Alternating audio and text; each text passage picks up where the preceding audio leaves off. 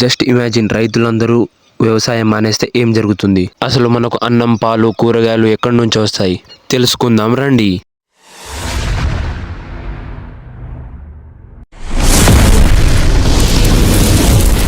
మన ఇండియాలో 60% జనాభా వ్యవసాయం మీదే ఆధారపడి ఉంది.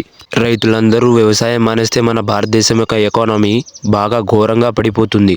భారతదేశం యొక్క ఎకానమీ ఎందుకు పడిపోతుందంటే, మన ఇండియాలో పండే పంటలను మన భారతదేశం ఎక్స్పోర్ట్ చేస్తుంది. దానివల్ల మనకు ఇన్కమ్ బాగా వస్తుంది. కానీ వ్యవసాయం మానేస్తే ఇన్కమ్ అనేది రాదు. అందుకే మన ఎకానమీ చాలా ఘోరంగా పడిపోతుంది. ఇది పక్కన పెడితే ఇండియాలో ఉన్న భూములన్నీ, పచ్చగా ఉన్న భూములన్నీ మొత్తం బీడ భూములుగా మారిపోతాయి. మెల్లమెల్లగా మన భారతదేశంలో ఉన్న మొత్తం ఆహారం ఖతం అయిపోతుంది. దానివల్ల మన భారతదేశం ఎక్స్పోర్ట్ మీదే ఆధారపడి ఉంటుంది.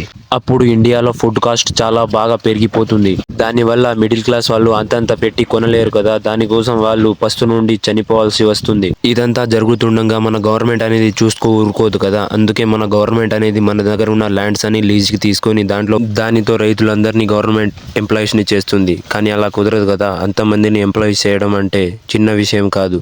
రైతులు 60% మంది రైతులే ఉన్నారు మన భారతదేశంలో.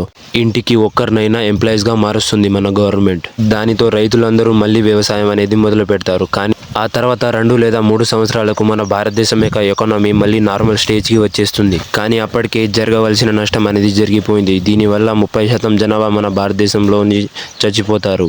ఒక 10-15 సంవత్సరాల తర్వాత మన భారతదేశం నార్మల్ స్టేజ్లోకి వచ్చేస్తుంది.